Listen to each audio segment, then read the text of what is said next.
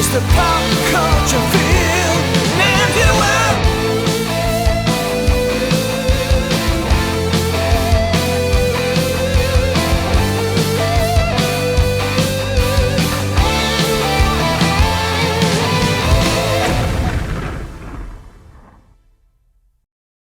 Well, Izzy, we made it. We made it to the end of 2023. Yeah, man. Looking back on this year, man. How was it for you? Was it good? Was it bad? It was it was good in that, I successfully completed my first year of marriage, Yeah. and so this was first year of the rest of your life or end of right. your life. Yeah. Pretty 1 year much. closer. Yeah. 1 year closer to death. But in that way it was, but obviously there's challenges too, obviously, Sure. in that relationship. So it's been a year of like, I think it's like almost like a resetting kind of year, because we ended our relationship with Gameology and Shiftfire. That was the beginning of this year. Oof, yeah, that was. It seems like so long ago. Man, yeah. Yeah. So for me on my end, reestablishing, or maybe you too, but like, what are we going to do now? Yeah. What are we gonna do? What are we going to do? Like literally for jobs and work and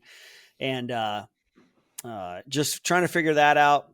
I've been extremely blessed with my buddy French Mike, who reached out to me and wanted to do some stuff. So we're working on that constantly.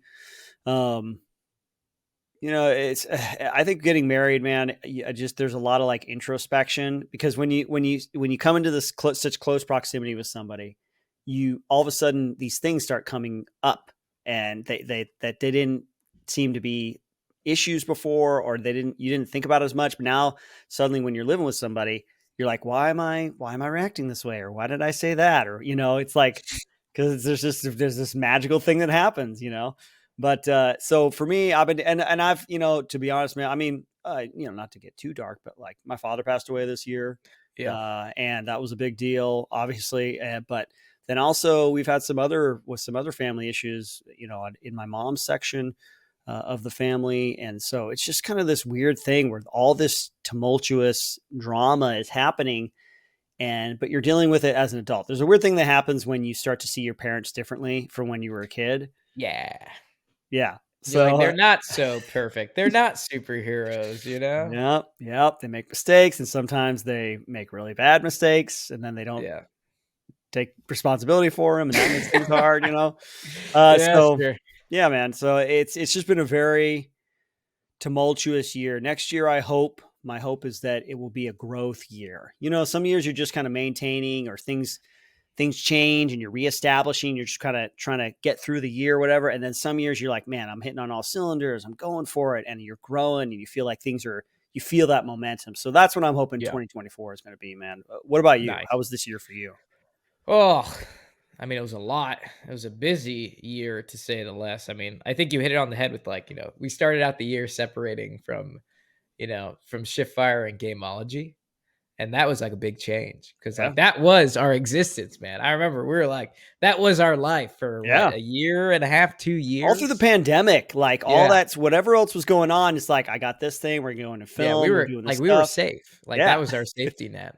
And it was a lot of fun to do. It kind of, leaving was hard. I think that was, if we want to talk about like hard things to experience, like leaving was probably the hardest decision we had to make. Mm-hmm. But I think it was the right decision. But it's like, okay. To me, it was like, all right, we're tightrope walking. Like life is one tightrope walk, and all through COVID, we had a safety net.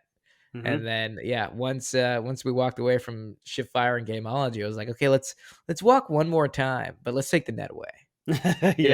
Yeah. So like, that's been life ever since we left, and lucky for me, I've been able to do a lot of traveling, some for work, some for not work. Wow, man. I'm very excited to, for next year, because I think next year is going to be, life-changing for me.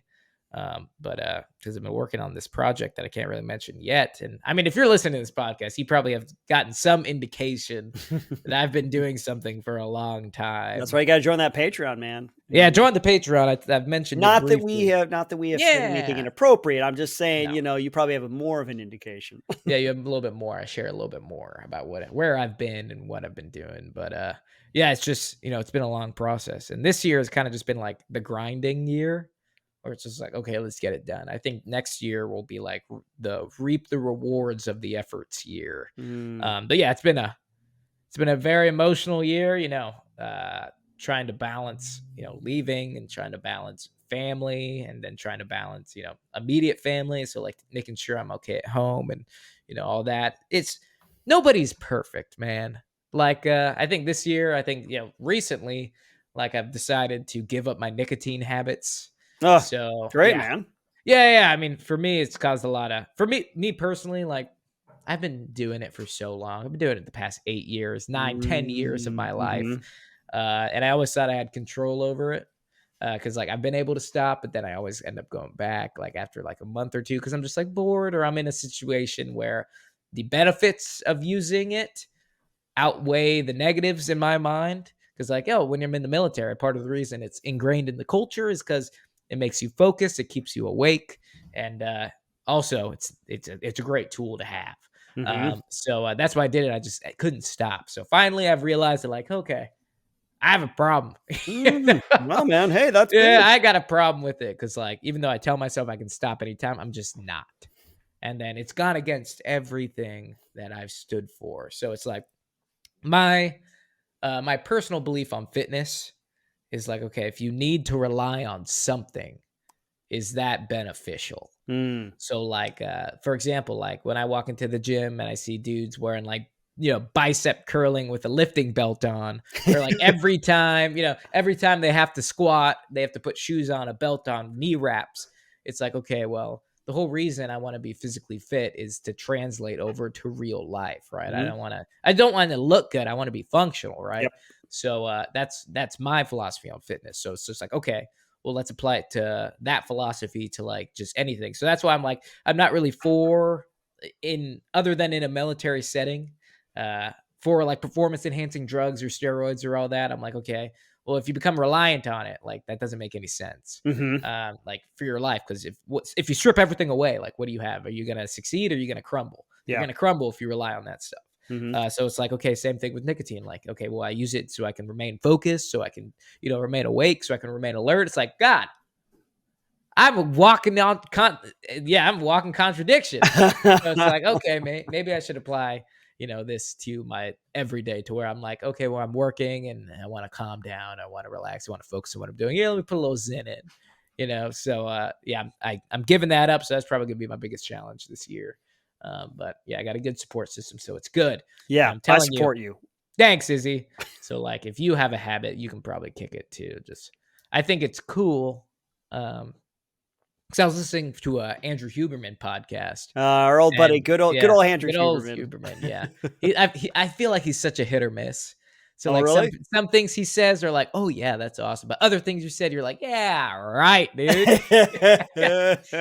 Yeah, but anyways, I like him a lot. He has good, he's got good certifications, and then he has good perspective. But I was listening to his episode on nicotine, and he's like, 5% of people that try to quit cold turkey are successful. And like, to a normal person, that would I feel like that would be a deterrent. They're like, only 5% of people do this, so why even try? Yeah. Or I got to get some stuff in place. I got to do this thing. I got to join a group. Yeah. But to me, I'm like, only 5%? That sounds like an elite group of people.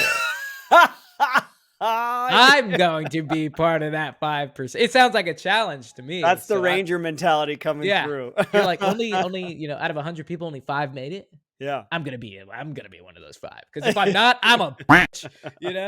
So it's like, I'm just gonna use negative reinforcement to make me one of those 5 people.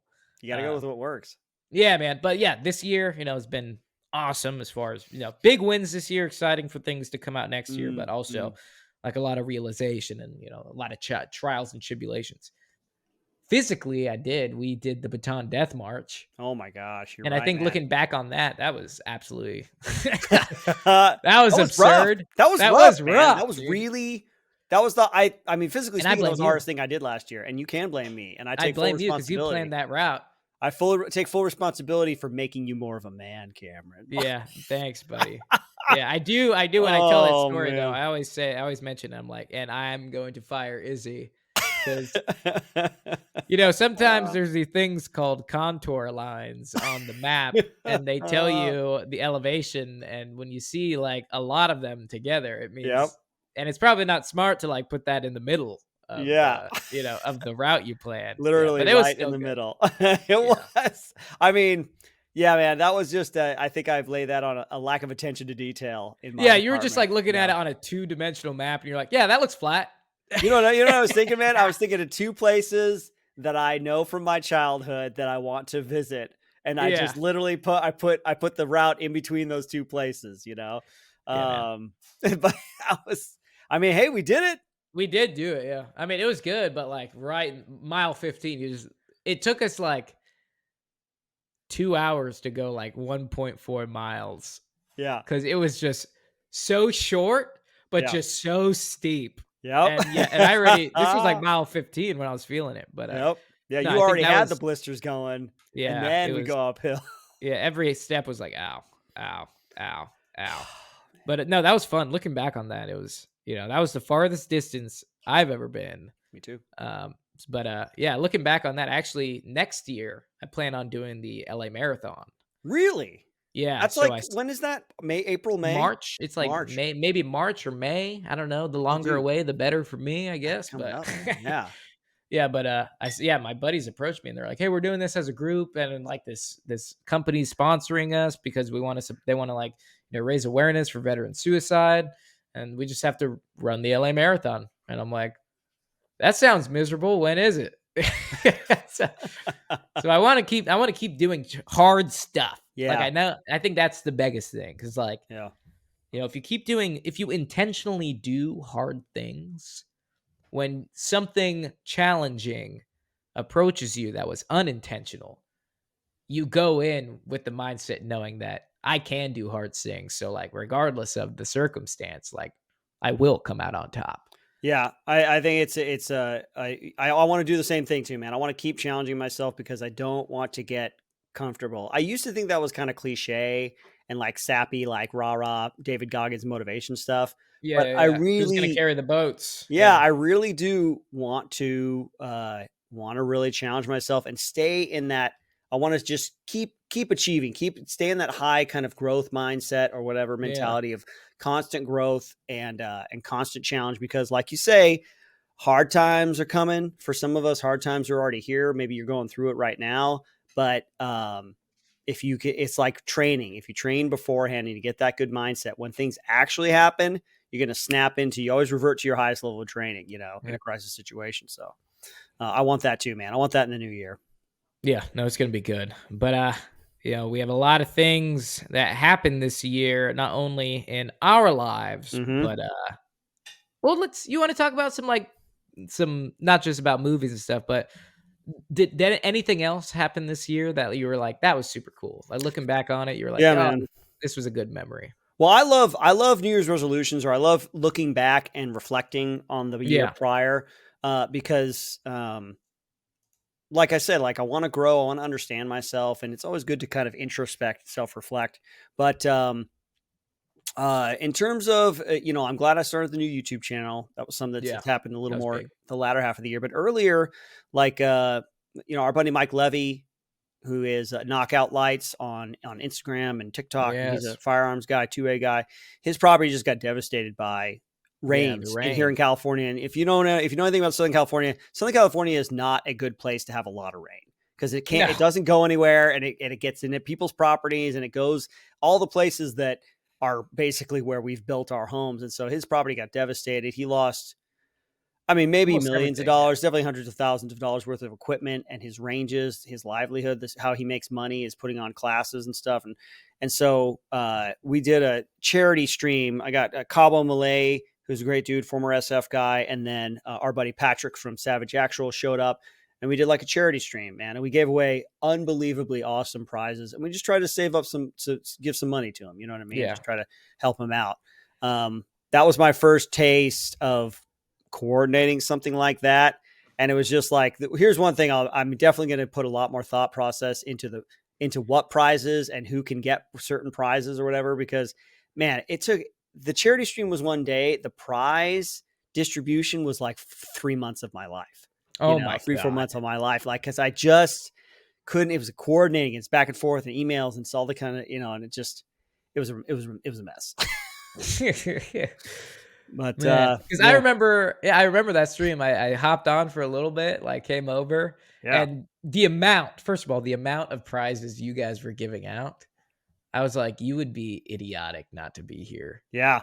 We're talking guns, we're talking free tattoos, we're talking like tactical equipment, blank carrots, Oh my God. Yeah. Oh man, I don't know how you guys came up with that list to give away, but I'm sure mostly Kawa, man. He's got some hookups, Yeah, I was just so shocked with the amount given away. And I can only imagine how much like coordination and logistics went into afterwards, dude. But that was a good stream. You guys raised a good amount, right? You helped them out. It was nice. Yeah, we got a couple $1,000s together and just gave it to him, man, and that was good. I definitely want to do more collaborations with Kawa and people like that online again.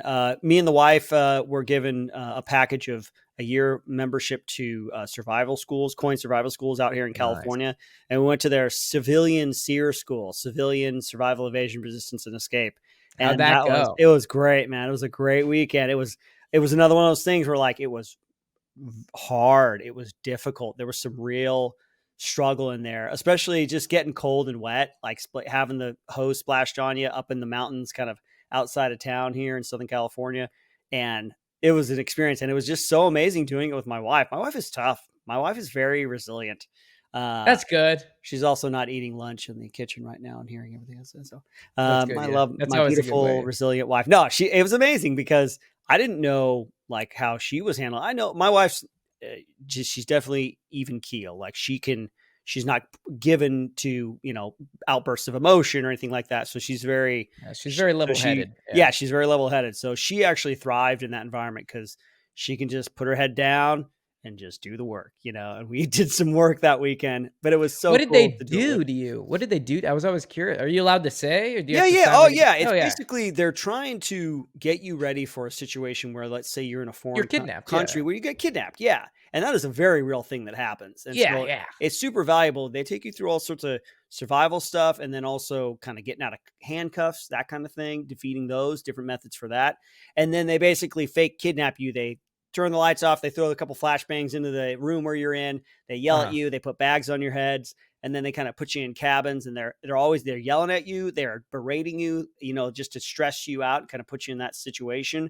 And then you do an interrogation kind of thing where, you're in a room and they're like basically just spraying you with a hose. And this is, like I said, up in the mountains, it's like 30 degrees, and it's cold, you're shivering uncontrollably. And then they're also asking you questions to kind of keep your mind focused. And they do this fun thing where they'll do research. Like if you have any kind of internet presence, they'll find it and they'll be like, so, you're a bit of an internet star, aren't you, Israel? You're cold and wet. And then there's a kind of a moment where they let you change clothes, and then you have to escape, and you're just spending, it's like 9 o'clock, 10 o'clock at night.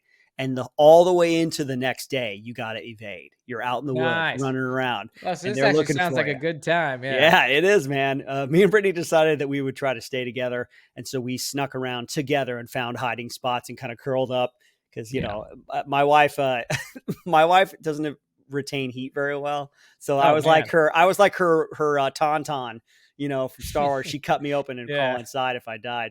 But it was really fun, man. It was very...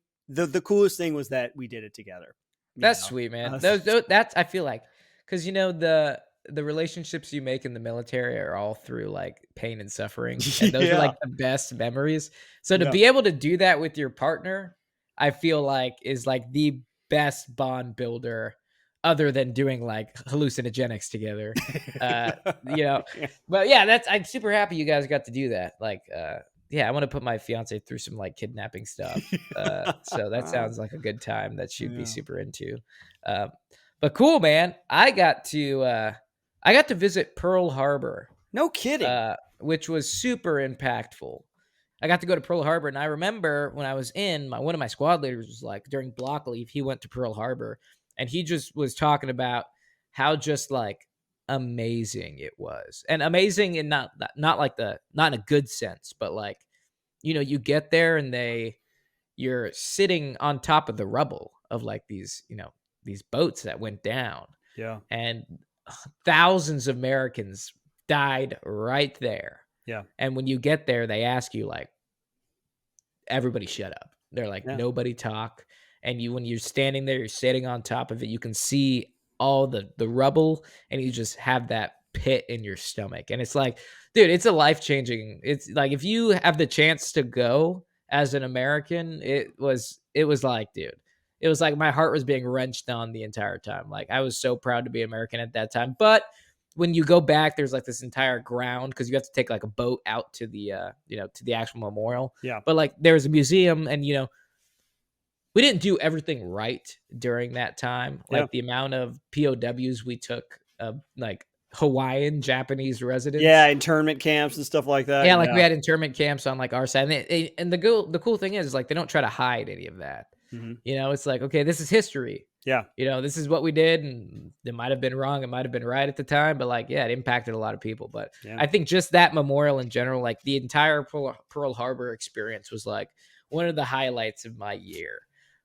So like, if you ever get the chance to go, I highly recommend it, because it was just an awesome experience. That's cool, man. Well, anything else you want to mention about your year before we get into kind of the best and the worst of what we experienced in terms of pop culture? I mean, I started a new company Oh, cool, with my man. buddies. What can you tell us about that? Yeah, no, it's so like, we started. I'm a VP now on the side of a government procurement company. So pretty much, if you've seen War Dogs, that was the vision. Oh, okay. And All that's right. not a joke. Like, my buddy came up to me and he's like, "Have you seen War Dogs?" And I was like, "Yeah." He's like, "I'm doing that." And he's like, "But I just don't know anybody. Like, I don't know who to talk to." And I'm like, "Well, that's funny, because I know all those people." So like, we kind of partnered up, and he's like, "Watch War Dogs. It's not a movie anymore. It's now a guideline." And we're like, "Okay, but let's try to keep it like legit, Let's try Right. not to like, make Chinese ammo, like try to advertise Chinese ammunition as, Yugoslavian or something." But Yeah. I started going down that, and it's super cool rabbit hole. Like, if you're not making money, you're learning.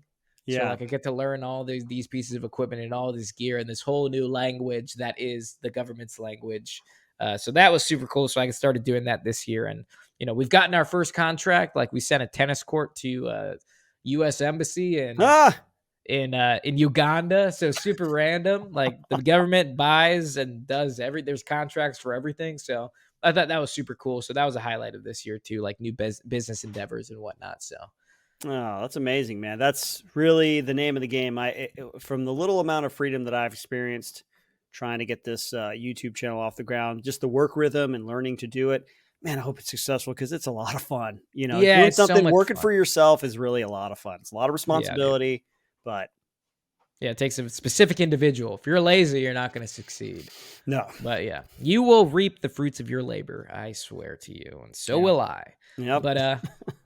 But with that, you got any last minute ones? Are you ready to dive in? Let's dive in, man. This was an interesting year for pop culture. Let's talk about it. It was interesting, to say the least. Before this podcast started, we were like, this year fucking sucked. Yeah. We're like, this was kind of a movies. garbage year for movies. Yeah. Yes, movies specifically, I guess. There was some good TV, and we'll talk about some video games and stuff in that department. But yeah, movie-wise, I was kind of doing research. Yeah, I'm looking, I'm like, I didn't see it, didn't care, don't care. That sucked, Yeah. This disclaimer, folks, this is all the stuff that I and Cameron have personally viewed. But it's kind of not a very good, year. I felt the same thing as I was looking through, because I went through IMDb, like, release dates, and I'm just like scrolling, and I'm like, oh yeah, I saw that. But nothing was just like, oh yeah, that movie is awesome, Yeah, lots of this, not too many of like this. Thumbs up. Yeah, one thumbs up, a shaky thumbs up, or you're like, okay, yeah, like it was worth my money, I guess. But I mean, let's talk about some of the best of 2023, not necessarily the best of all time. Okay. But I think there are some movies that came out this year that are worth talking about. Absolutely. First Yeah. up, Puss in Boots: The Last Wish. Yeah, it was really good. It's one of those movies that like when you hear it, like, wait, really? Like it was like, Yeah. I think it was like direct to video, or no, it may have been in theaters for a little bit, but like you hear somebody say like, it's not just a good animated movie, it's a great film. It's like the Paddington 2 idea, where it was like a return to form of really good, just classic character work and character arc stuff, and every character in it, Puss in Boots included, has a struggle and something that he is dealing with. And it's not just, it's not like a lighthearted thing. It's spoilers, folks. It's like having to do with your own mortality, like dying, death. And how do you face that? And how do you become, instead of selfish, how do you become selfless? And every character in that movie has something to contribute to the overall story. So it was kind of one of those sleepers for me personally, because I'm like, Puss in Boots. I watched Shrek 1 and 2. That was it. I haven't seen anything in that franchise ever Big since. Shrek fan.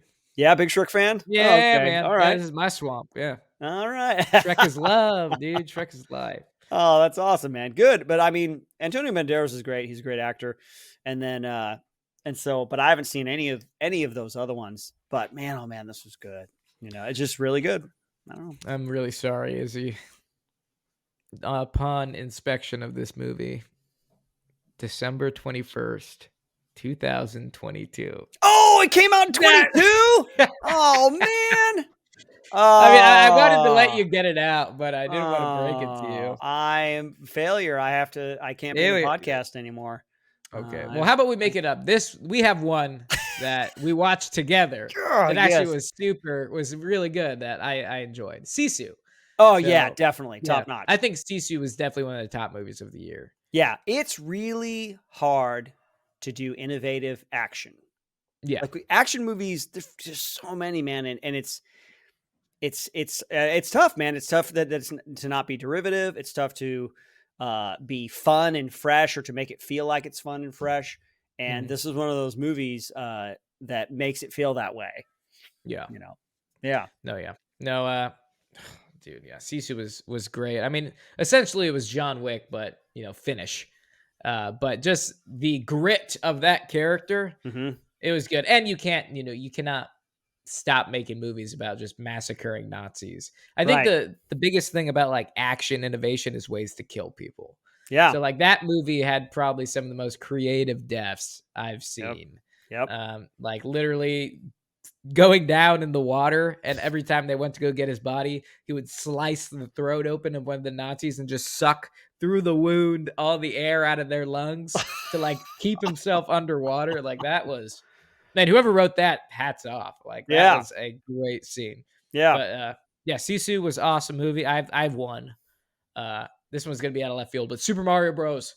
Dude. Hey, Yeah, great movie. Pretty solid, yeah. Yeah, super solid. Great humor.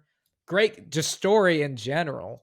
And like I remember just cracking up on the airplane when I was watching this. And like I didn't expect anything. I was like, oh, might as well just watch this movie because it's like here. And there's nothing else of interest that I haven't seen. So I'll watch it. And like I just remember being glued to the back seat of the chair in front of me.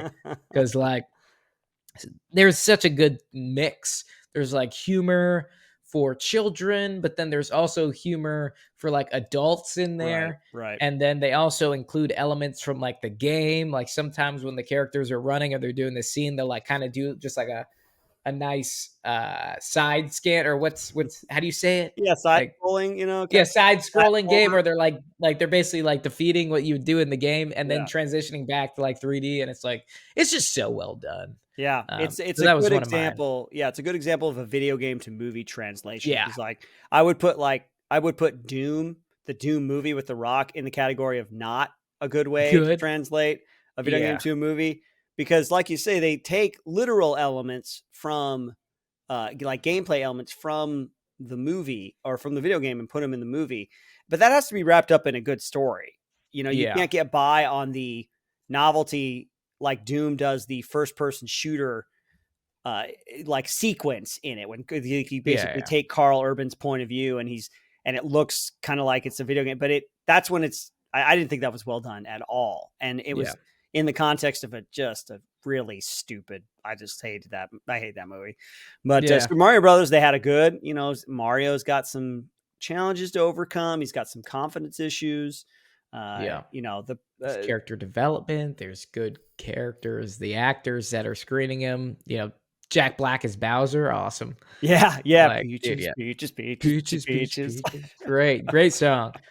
If we're spreading hate about video games to like, live action, the Halo series was hell of a Oh, disappointment, was dude. that I this mean, year? I've tried to block it no. from my memory. Yeah, it was 2022, but Okay. yeah, I recently just watched it because it just came. It wasn't on Paramount anymore. Okay. It came to Amazon Prime, so I was like, oh, now I can see what all the hate's about. And I was like, yeah, no, way to make Master Chief a little whiny baby, and Yeah. yeah, it's like, oh, he's got to talk to a therapist, like, like, Jesus, man. Yeah, I only saw the pilot. I only saw the first episode, and when they had him take off his helmet, I knew this wasn't the show for me. Not that, like he can't take off his helmet, but it was a very clear message, especially, and they had a human in the Covenant too, which I don't know if they. Yeah, I didn't like that either. But I knew it was going to be a different show. It was not going to be more closely in line with maybe the themes or the storylines of the games. Not that, again, I just would qualify that you don't have to follow the games exactly, but the hardest part is taking the best parts of what made the games great and translating them into a different medium. And I was like, that's not the show for me. They didn't do it. Let me tell you, Master Chief has his helmet off most of the time. Yeah. Yeah, which is like goes against every single game. Like you never see his face. That's why the Mandalorian did so good, Yeah, I mean, here's the thing. In a video game, one of the creators kind of said this, where in the video game, when you have a character that has a mask or whatever, it kind of makes it easier for the player to step into the toes, or the shoes rather, step into those toes. Step into the shoes of the character itself, right? When you see their face and they have a voice, it's a different kind of experience. If you're gonna have him take off his helmet, I don't think that was as much a problem for me as who he was as a person. Like he was not this kind of world weary or war weary kind of like, I don't know. He just dedicated. I don't know. Maybe I can't say anything because I didn't bother to watch the rest of the series, but it just seemed like a bad move. It was. I didn't like it. I mean, I feel really bad because I like Pablo Schreider. Yeah. Yeah, he played a ranger in 13 hours. Like he's got it. But I mean, he does a good job. Like he fits the character, but just how they wrote it and like how he was, it was just like, man, like they made Master Chief into like a whiny baby. Like it was not cool. That's par for the course for modern day entertainment. I think in the cultural moment that they're in, it's you gotta knock that guy down a couple pegs. You gotta have some women in there to teach him some good lessons. Oh yeah, there's two. Like he's on a team with like two female Spartans and like one black dude, and like they just run rampant. It's like crazy. But anyways. Yeah, that wasn't even from this year. But let's go back to this. Let's go back to this year. Yeah. Yeah. Sorry, just talking, it was so bad. Crap. The effects followed us through the year. But Mission Impossible: Dead Reckoning. Okay. Yeah. Great. One of the best movies of the year, I think. Yeah, absolutely. One of the only movies I saw in theaters this year. Wow, man. Yeah, you don't go to the movie theaters a lot. No, I wait for it to come home because I'm kind of I like sitting in my couch and enjoying stuff. It's fair. Yeah, no, but I do like the experience. Like if I'm going to the movie theater, it better be a good reason. Like I went, for example, I saw Mission Impossible: Dead Reckoning in the theater. I saw John Wick 4 in the theater. They did come out this year, didn't it? Yeah. Yeah, and then also I saw Top Gun: Maverick in the theater. I see movies that deserve to be seen in the theaters. Yeah, totally. Yeah, even in if you didn't go see it, which by the way, you should definitely go see it. He even had like a special introduction to the release. He's like, "Thank you for coming out. Put a lot of work into this, and we love it when you come out. It should be experienced on the big screen." Like because movies like that, John Wick and Top Gun, it's such a big spectacle that you should do yourself justice and go see him on the big screen. Yeah.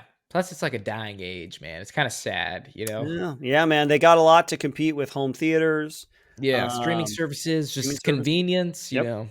yep. Yeah, we But live in a convenient world. yeah, we do, we do. I feel like it's going to be more and more like it's going to be kind of more of a exclusive experience, kind of like. Did you ever go to the iPic theaters or one of those or Alamo Draft House? It's Mm-mm. where it's a whole dinner in there, and you can order food and they bring it to you. It's like it's Oh, meant to yeah, be yeah, like yeah. a top tier premium experience. Oh, yeah, when they're like 25 bucks a ticket. Yeah, yeah. Yeah. Oh, yeah, That we used to have one of those, by my house growing up. Yeah, you go in there, the reclines all the way back, you're in like a lazy boy. Yeah, you get a They little serve blanket you there. dinner right Yeah, there, you can have alcohol, drinks. cocktails. Yeah, yeah, Yeah, that's an experience, that's good. yeah. So Yeah, Mission man. Impossible 4, another one. Oppenheimer came out Mhm. later in the year. That was a top notch one. It's Oppenheimer was one of those ones for me this year that reminds me of why I like film so much, Mhm. or all that a film can be. Because Christopher Nolan's a filmmaker. There's directors and then there's filmmakers. There's people like, let's point the camera here. All right, they're kind of company men or whatever, and they kind of do the thing and get it out there, kind Yeah. of pump it out. And then there's people who think about it, people who understand all aspects of movie making and have a vision. Yeah, no, that's Christopher Nolan. I mean, when Oppenheimer came out and they were doing, like, some of the marketing release of, like, behind, like, the making of Oppenheimer, like, just they, like, used film, like, a specific film that they're just, like, back in the there's, like, the widescreen and you have, like, the full screen, and there was, Mhm. like, a mix between the 2, and he, like, explained the reasoning behind it, and I'm like, "Jesus, this guy, like, knows, Mhm. like, the experience." Like, he is an artiste. He isn't a Yeah. director. He's an artist. Yeah. Yeah. Yeah. Last one, kind of in the best category that I had down for me was Avatar: A Way of Water, only Mhm. because of what we're talking about, or mostly because of what we're talking about in terms of the spectacle in the theaters. You have Yeah. to go, you have to see it on as big a screen as possible, on as nice a screen as possible with a nice sound system, because that's what James Cameron wants you to have that with that experience. Story was okay, you know, uh, but I feel like Yeah. James Cameron knows enough. He's a writer. He's written stuff before. He knows enough to have a good, solid storyline with people with they got something to do, somewhere to go. There's a conflict, and but it's not the best told story. There's a lot of holes in it. Some things don't make sense, but it looks amazing. It looks great. Yeah, even I mean, when the original Avatar came out, that was like that changed something, Yeah, you know? yeah, It was like that's when like 3D TVs were being released, remember? yeah, yeah, Yeah, yeah. and that was like the big pushing point because they're like, "Watch Avatar in 3D at home." Yeah, And it yeah. was but now and then it also we've been waiting on this sequel for 7, 6, 7 years or something Wait a like second. Wait that. a second. It was. I think it was right out of more than that, man. Because I think it was right after I got out of the military. I think it was right when I got in. Was it 2009, 2014? Was it came out 2010. really? No, no, Let's it was. This is like 13, let's see. 14 years ago, man. Avatar. Yeah, Let's the see. first one. Avatar. Google it, folks. Tell us in the comments. Actually, he's gonna look at it right Uh, now. I'm looking right now. Avatar. James Cameron. This movie. 2010. Oh my God, you're right there. 2009. Wow. 2009. Yeah, that was the year I got out. I remember seeing. I was in Washington. I remember seeing posters for it that it was gonna come out, and then I think I saw it because this movie stayed in theaters for a A year. long, like a I year. think. It was Yeah, like it was in probably one of the longest movies to ever stay in theaters. yeah. It said all these records. What was it, like 2 billion or whatever? Something, some Yeah, 1 billion. astronomical number. Yeah, But yeah, so if it came out in 2009, 10 years later, between 2000, 14 years, we 14 waited for years. this sequel Oh. for 14 years. And there's still, what, 3 more that need to come out? Yeah, I think he has 3 more planned. 3 more planned. Yeah, it's a whole thing. I know that I haven't played it, but later in the late part of this year, they had the Avatar video game. Yeah. It's like Fight for Pandora that came out. So it's a whole franchise and a whole multimedia vision that they have planned. And James Cameron, he's going to take his time, man. He's going to Yeah. take his sweet time, and He doesn't he care. better get on that, man, because he's no spring chicken either. He's getting up He's, there. yeah, another 10 years and he's not going to have dementia. Yeah, I mean, he's a vegan, so who knows how his Yeah, he's a body's good going guy. to deteriorate. Yeah. Well, yeah, no, Avatar was good. It was just I think Mm. it was exciting to like be here for it. Yeah. That was more like that experience was just better than the actual movie itself. That like, Yeah. oh my god, we've waited 14 years for a sequel and now it's coming out. So that was cool. Yeah. One thing for me, I liked Renfield just because I'm a Nicolas Cage fan and I think he did a Okay, really yeah. good job as National Treasure. Dracula. Yeah, Yeah. National Treasure. And then it's hard to do horror movies nowadays. This one actually came out really recent. Cobweb. I've I not re even heard of this. Oh, I really liked it. It was just like to me, it had all like the reckonings of what makes a good horror movie. Okay. Like I think Anthony Starr is in Oh, it. really? Yeah, Anthony Starr plays the father, and like it's just a really creative story. There's like a good monster in it. It's like not based in reality, like obviously, but I think just the way it was filmed and like how there's a monster and like they Yeah. don't show it to you Okay. like Okay. until the very end, and it's just like the suspense, the way they do it, the story is just really good. I liked That's it a cool. lot. I like Lizzie Kaplan too, and I've got two buddies, my buddies Dan and Sean. Yeah, They are horror aficionados. They see everything, even if it's going to suck, and they know it's going to suck. They'll see it anyway because they yeah, love yeah. horror Just films. And yeah. so I'll have to Ask ask them them how if they they can thought. recommend it. Yeah. Yeah, My because I recommend it. I liked it. Let me ask you this. Try not to give anything away, but let me ask you this. How is the ending? Was it a satisfying ending? Was it kind of a darker ending? Was it a It was a bit of darker ending. okay. All right. I don't know if I'll want to watch it then because I'm a sensitive I don't know. human being. I'm a Yeah, sensitive yeah. human I being, mean, Cameron. it's like it ends, and you're like, oh.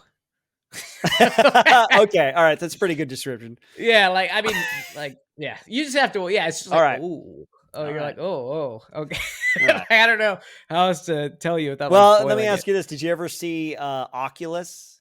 Oculus, no. Oh, okay. That's a Mike Flanagan one. That's kind of Is when that he the was. one about like the actual like sphere? Is it like No, 2013? no. It's Oculus it's a horror movie with she played what's it? Is it directed Gamora? by Mike Flanagan? Mike Flanagan, Karen yeah. Gillan? Karen Gillian, yeah, she was in the Guardians of the Galaxies movies. Oh Nebula, yeah. she played Oh, Nebula. this is some French. It's Yeah. pretty dark. It's pretty dark, and Yeah. the ending is not a happy ending at all. It's Okay. very, very like the bad guys win, the devil reigns supreme kind of stuff. Like, oh, Yeah. it's bad Okay. because Mike Then I Flanagan, will watch it. he doesn't mess around, man. Then I will watch that. All right, you have to watch it. So, all Okay. right, folks, that's the highlights. Now it's time for the lowlights in the area of Lowlights, yeah. film. And with this should be a larger category. The reason why it should be a larger category because there was a lot of crap that came out Yeah. this year, but the list is not overly long because I don't have a lot of time on my hands. And if I'm not really excited for something, I'm not going to bother to watch it because I don't have that much time. Yeah. No, I try to got you, skip man. all the crappy ones, and I mean, there like were the list you made, I think it's really appropriate. okay, good. Yeah, I think it's very appropriate because there's one that I 100% agree with that I thought was just absolute trash, not good, pile of garbage. Yep. Like terrible. Like Yep. they did so bad. Which one is it? Let's start there. Okay, The Flash. Ugh, The Flash was a garbaggio it to was say the hot nicest garbage. way possible. It was so bad. Yeah. It I was think so bad. I think a lot of these, except for maybe one or two, they not only were they bad movies, but they are made even worse because of the anticipation that I had. I'm like, oh, this is gonna please be good. Please, I need you to be The good. The trailer was so cool. Yeah. Looking at it, you're like, oh my god, retro Batman. Yeah. What? Would have Michael been something Keaton's Batman. cool. Yeah. Yeah. It just didn't deliver. But Yeah. I have to be like, it's so hard. Who was I talking to the other day? Actually, no, it was, when we had our good old buddy Chad Michael Collins, and he's just like, Hey. no, nobody wants to make a bad movie. Yeah. So you have to have a little bit of empathy and a little bit of Yeah. He's such sympathy a for kind them. individual. Yeah. Yeah, and over here we're saying this was garbage. This was shit. It's so mean. But like, I'm Yeah. sure they didn't want to make a bad movie. Yeah. But a lot of mistakes were made. Well, I think, and based on what very little YouTube research I've done, I think it was a very fraught production. There was a lot of problems. It went through. I think it passed through a couple of hands. In terms of direction, the pandemic didn't help it. you know, the star, what's his name? Creepy boy Flash. Creepy boy. Oh yeah. Uh, What but is his name? he, Yeah. he didn't help. That was more a publicity kind of thing. But Ezra Miller. Ezra, I am a creepazoid Miller. Yes. Yeah. But I guess he's a competent enough actor, but it Really? didn't I help didn't that think there he were was two. very good. It Yeah, didn't help that there was two of him. yeah, two of him It in the was like movie. two That too kinda, many. yeah, it's a kind of, it just wasted nostalgia, wasted character opportunities. Kara Zor-El, Supergirl. That's not a put down. That's her name. But just kind of, yeah, Michael Shannon. I think even Michael Shannon, he came back as General Zod. They're like, he was disappointed. He said essentially, they didn't give me anything to do. I had no purpose in being there. I was just kind of there to facilitate somebody else's story, and I didn't have anything substantial to do, or no real kind of like, I don't know, just like no real purpose. Yeah. But yeah, super super disappointing, and we'll channel Chad Michael Collins a little bit in this, and say I'm sure they didn't set out to make a bad movie, but whether it was through the writing or it passing through hands or at them recutting, reshoot. There's always the recutting, reshooting things whenever there's things are going downhill and they test, audiences don't like it. They try to go back and they try to fix it.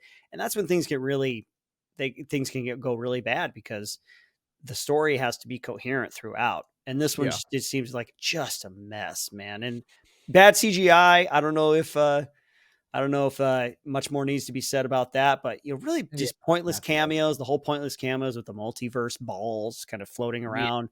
Nicolas Cage said something where they brought him on set and he was supposed to do this thing where he's walking around and looking at like a destroyed Earth or world or something.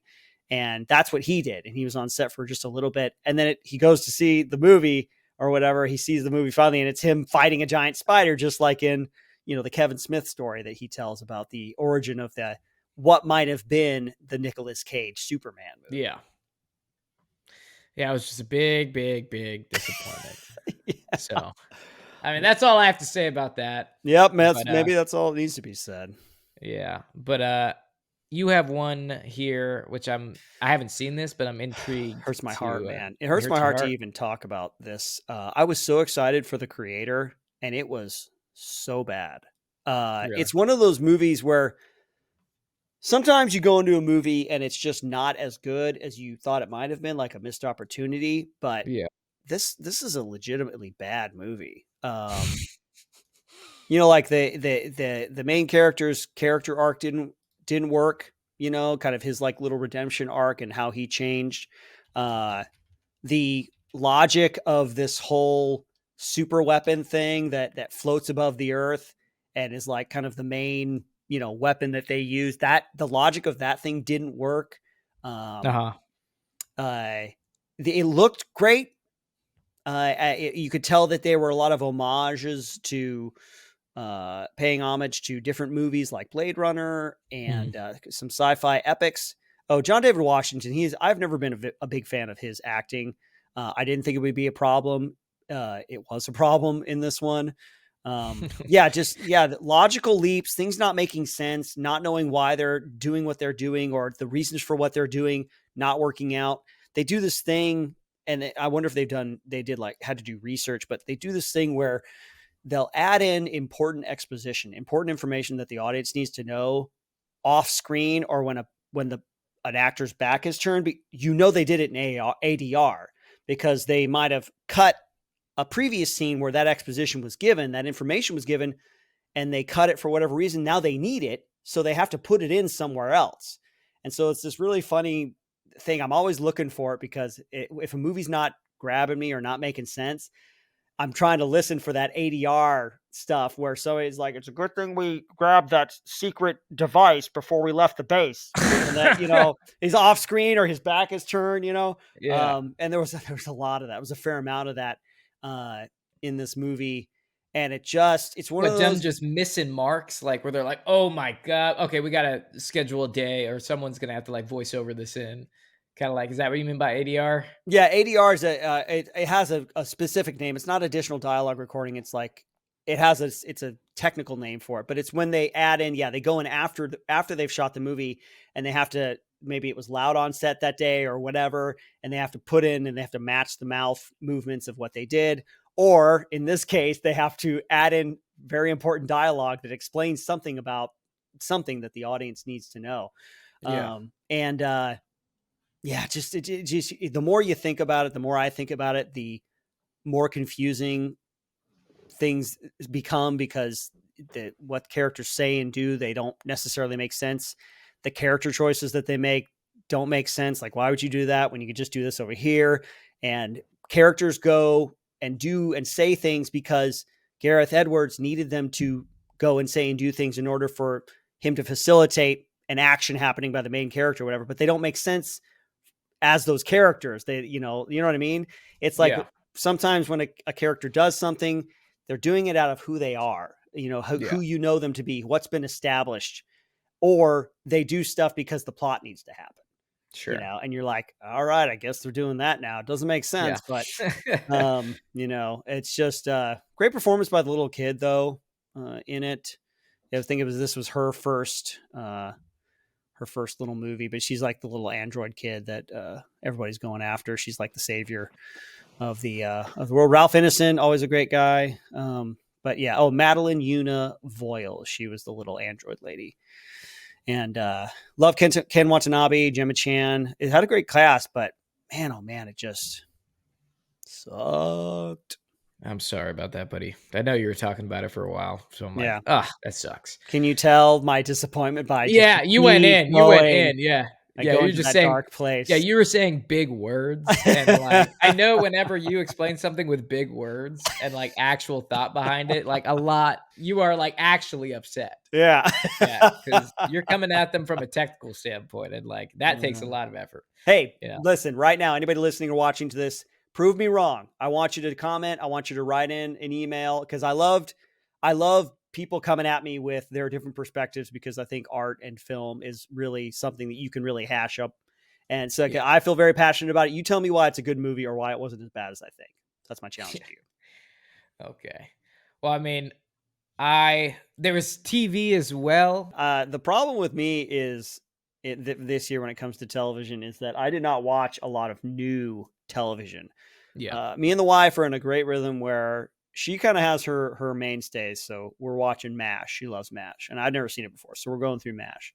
But then I love the X-Files, and she's willing to watch that. So we're going through the X-Files. That's what we do most evenings, is and when we're done with our work days, we get on the couch, we grab some tea, and we just watch an episode or two before we go to bed. It's great. Yeah. And so I did watch One Piece, which came out this year. I was very happy about that. So that's definitely on my best list as well. But then I also watched Silo, and Silo on Apple TV. So Rebecca Ferguson, who I massaged once, and Tim Robbins, the other tall actor. But it's great. It was good, based on some novels. It's post-apocalypse. Everybody who's left basically in the planet lives in this giant silo type structure. It's under the ground.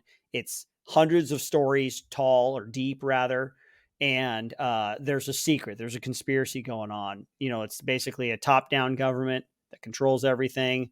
Everyone just kind of accepts it because, like, they got to survive, right? It's all for the good of the silo, And whenever anybody does some sort of really egregious violation, they have to go out.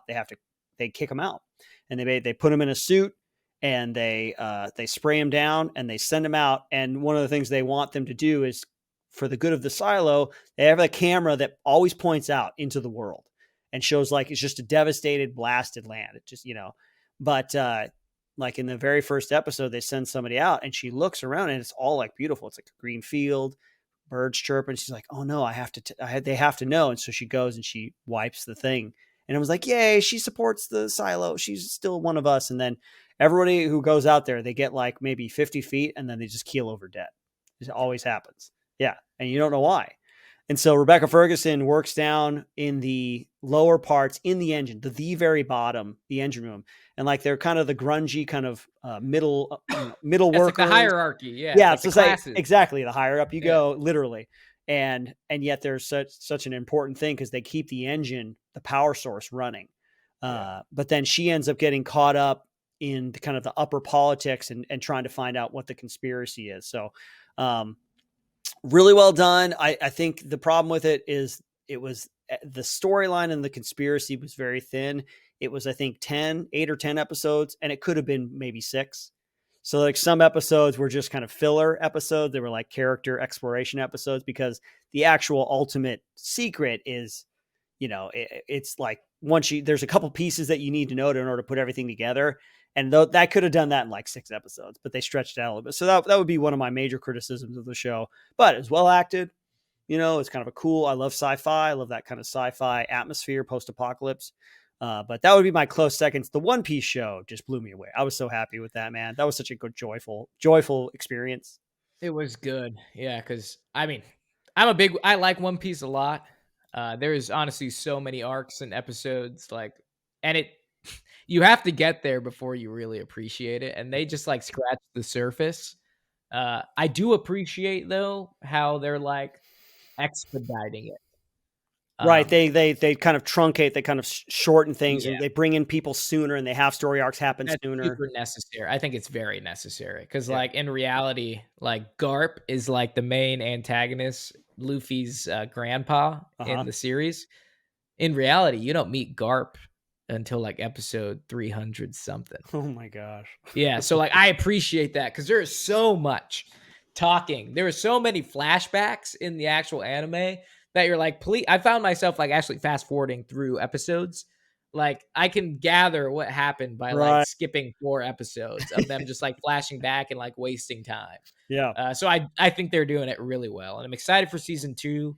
I heard that obviously they're going to introduce more crew members like Chopper, which is all going to be CGI.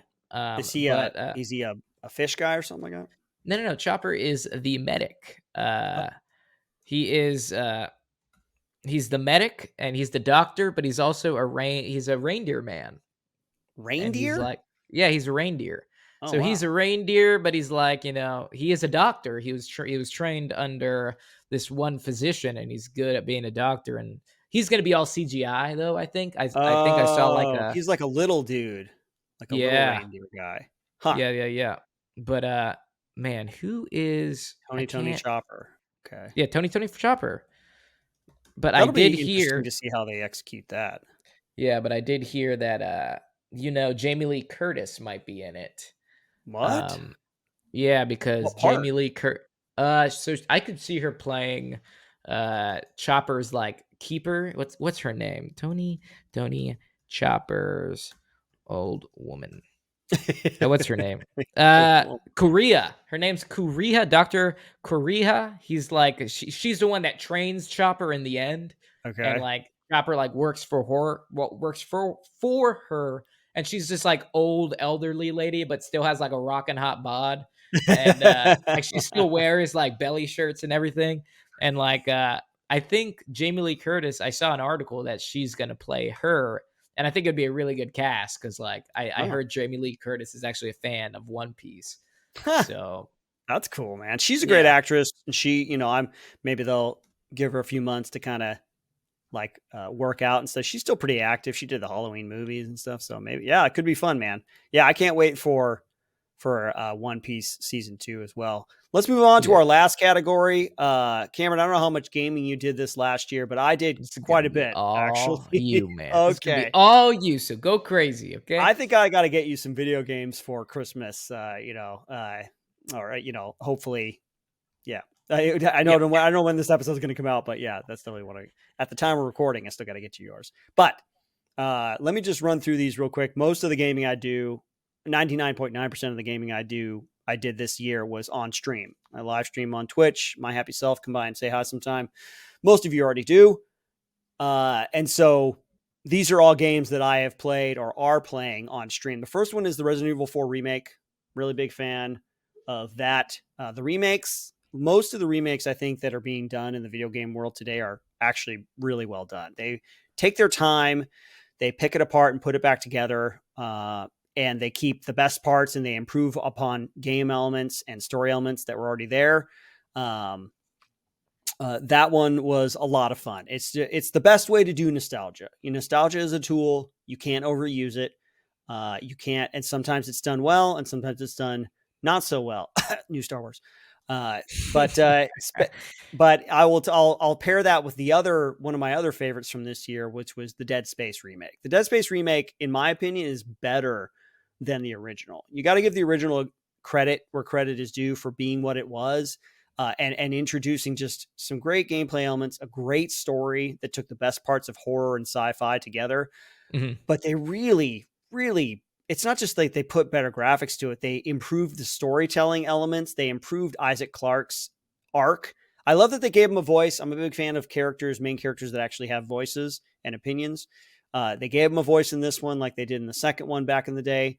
And his psychosis and the kind of crazy stuff, his hallucinations, they make a lot more sense. Once they kind of pay off why he was having those hallucinations at the end of the game. And everything in the game just looks amazing. The graphics being updated and all that. Really fun. I'll kind of go through these kind of quick. RoboCop Rogue City, talk about nostalgia done right. They definitely did that one right. It's released by the same studio, I think, that did Terminator Resistance, which I never played, but good for them for getting their hands on these properties. RoboCop, if you love RoboCop, the movies, it takes place after the first two. So it takes place in between 2 and 3, which is probably a good thing because I never saw 3, but I don't do RoboCop Jetpack Man. But they bring everything that you love from his dialogue. Peter Weller actually did the voice of RoboCop in this one, to the 80s nostalgia, the 80s architecture, and all the characters that you love from the original. Ed 209's in there. RoboCop 2 makes an appearance, the one that Kane was in, the big kind of hulking one that has the machine gun on the shoulder. The old man is in it from OCP. OCP is a part of it. And you can do crotch shots as the day is long. You can do all crotch shots, man. And that's probably the funnest part of the entire game. He has some great quips, but you can do like slow motion stuff. And I was just crotch shotting all day. Just every criminal got a crotch shot. Dude, and the disrespect is real. Yeah. Oh, man. Madam, you have suffered an emotional shock. I will call a rape crisis hotline. But it's good. It's really great. The last one on this list before we wrap up, the best of video games for me would be Baldur's Gate 3. Now, this is a game that I'm actually playing currently, and I don't know why I delayed so long in this game. It's everything I love about video games. It's an RPG. It's character-based decisions. It's got all sorts of decisions that you can make that put you on separate paths. You can do your character customization, which causes you to have a different backstory. You can interact with people differently. People interact with you differently. It's a beautiful world. It's Baldur's Gate. It's D&D, essentially. So it's a digital D&D game.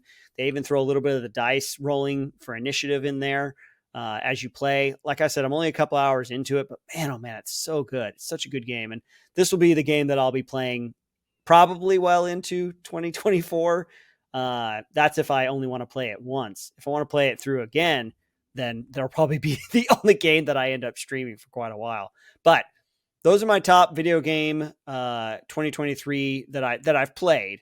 Because there's always a lot of video games that come out every year, but not all of them amazing like these 4.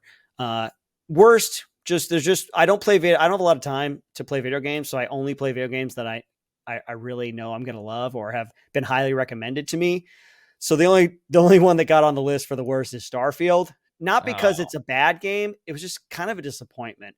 If you stream enough games and you play through enough games, the mechanics and the story elements start to become very clear. You can tell kind of the habits that video game makers tend to have. And after a while, you kind of get it. After 20, 30 hours, you're like, okay, I get it. The gameplay mechanics, I get it. The storytelling elements, I get it. The only thing I don't know is kind of ultimately who the Starborn are. There's like this race that attacks you called the Starborn. Like, I'll find out. The cool thing about it is that it's totally great for exploration. If you just want to jump from planet to planet, it's not open world as in it's not No Man's Sky, right? You can't just fly from planet. There's transition scenes and you have to jump from planet to planet. It's not totally open world, but it's fun. It's fun to go and explore. If you've ever played Fallout 4, it's the same creators, and they took so long to create it. I think maybe even the technology that we're using today kind of passed it by because it looks a little dated even. But man, a great near future kind of technology with the spacesuits and the ships. I played as you, Cameron. We made you on stream. We made Space Cameron. So that's always fun. But How's he doing? he's doing all right, man. He's on his way to becoming the ultimate star being. So Okay, that's good. I've yet to finish it. I kind of got sidetracked with RoboCop and Baldur's Gate 3 towards the last half of this year. But That's okay. yeah. Yeah, that's it for the video game stuff. A lot of stuff I missed out on.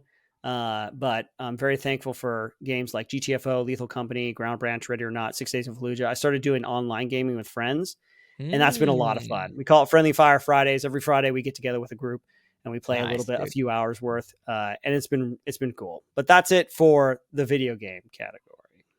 Well, you deep dived real well, my friend. So that was good. Well, before we close it out, we don't have a game, but we do have a fan question, and we will respect it because it is here, even though we're running a little longer than usual. I do have a game. You do have a game. I just saw it. Sorry. Oh, man. That's fine. Then we will knock this out. So this fan question comes from David via Instagram. David wants to know, hey guys, hope you are doing well. Yes, we are. So I was wondering, what are some skills the military taught you that you think everyday people should know or at least learn to better themselves? Easy answer from me, right off the top of my head, knots. Knots are cool as hell, man. Cool. Learn knots. Doesn't matter. You tie your shoe with knots. You use knots every single day. Learn good ones. It'll make you feel like a man, and you can pretty much do anything and secure everything. And knots are just super cool.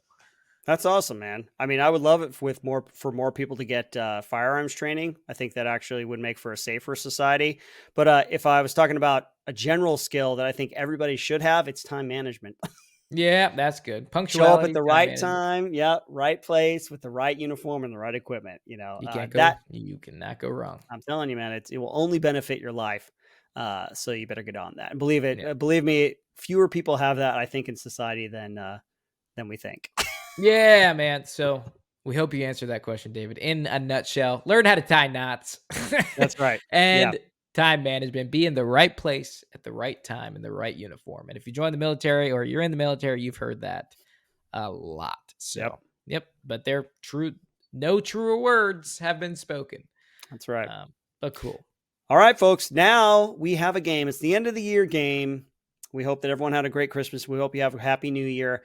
We're going to wrap this year up with this game. It's called Two Truths and a Lie TV show edition. Oh, you know how it works. And for anyone listening who doesn't know how it works, grow up. Yeah. Basically, I'm going to give you a category or a show rather, and I'm going to tell you 3 things about it. You're going to tell me which one is a lie. That's basically the easiest way to explain it. Okay. I will play. All right, here we go. First one is going to be, there's only 3 of them, so we'll just jump right in. First one's going to be Game of Thrones. Game of Thrones. Two truths and a lie. What's the lie? Number 1 fact is the Red Wedding was based on real historical events. Number 2 fact is Dothraki is a real language. Number 3, Emilia Clarke had to eat an actual horse heart for a scene. Where is the lie? I'm gonna say Dothraki was is a real language. That is actually true. It is true. It doesn't tell me how it's true or where what it's based off of. But really, yeah, the lie part is actually Emilia Clarke had to eat an actual horse heart for her scene in the first season. It was actually made of gummy candy and pasta, though she did have to eat it 28 times. Dude, like earn your spot, 28 bites, I guess. I'm sure they had your spot. Yeah, earn your spot. Eat that horse heart. You want this role? Yeah, you got to earn it. Okay. Anyways, she really grew up on that channel. The next one is Avatar: The Last Airbender. Okay. Television show. First fact about it is Toph was originally going to be a sentient dragon. Second fact is Zuko was the last character added to the show and almost wasn't in it at all. And number 3, the series was originally going to be set thousands of years in the future. Okay. I'm gonna go ahead and say Toph was supposed to be a dragon, because that's like super Disney, like Mulan status. So I'm going to go ahead and say that. That is correct. That is a lie. Initially, the Nice. writer's plan was to make Toph a ginormous-looking dude with the physique of someone like Hulk Hogan or The Rock. Oh, okay. That would have been cool because he was trying to be a warrior. He could be Yeah. like the warrior. Yeah, that would work for me. But Nice, man. Good nice. instinct. Okay. Good instinct on that one. Finally, Last one is The A-Team the A-Team. television show. My boys. Mr. T's character, B.A. Baracus, never says the phrase, "I pity the fool" in the show. Number 2, fact, there was only one on-screen death in the entire series. And number 3, the crime the A-Team didn't commit was kidnapping. Because they, in the opening of the show, they say they were thrown into a stockade for a crime they didn't commit. These men promptly escaped. Blah, blah, blah. Yeah. Okay. I'm going to say, I don't think Mr. T says "I pity the fool." I don't. Well, So that's the first fact. Mr. T's character, B.A. Baracus, never says the phrase "I pity the fool" in the show. okay. Okay. Yeah. Yeah, Okay. I that's don't the first think he fact. says that. So that is a fact. I'm going to say, only one on-screen death in A-Team. I don't think that. I'm going to say that's the lie. One on-screen death. But honestly, it sounds pretty true because that would be a wild fact because it was. See, I'm talking in circles now. So You're doubting screw yourself. it. Yeah, screw it. I'm just going to go for that one. One on-screen death. I think there's more. Oh, that fact is true. There is course. only one on-screen death in the entire series of the A-Team. The last one was the lie. In 1972, the A-Team was sent on a covert mission to rob the Bank of Hanoi of gold bullion with the intent of helping end the Vietnam War. They succeeded only to find that their commanding officer had been murdered in a traitorous double cross and his headquarters burned to the ground. Unable to prove that they were acting under orders, they were sent to a maximum security stockade. I actually didn't even know that. I wonder didn't if they know that actually either. explore that earlier on or later in the series. Interesting. Well, that's good to know. Yeah, that'll come in handy in your life later on. Yeah, that's valuable information. Thanks, Chris. I want to say thank you to everybody who has listened to our podcast, anybody that joined during the year, anybody that has joined our Patreon. It's been a great year of watching movies with y'all and giving you extra content. And life goes on, man. I'm looking forward to 2024 and we'll see what happens. Absolutely, folks. Thank you from the bottom of our hearts for being part of this community. You are super appreciated. And we're looking forward to bringing you more of the Pop Culture Field Manual podcast in 2024. So with that, folks, get after those New Year's resolutions. And as always, cue music.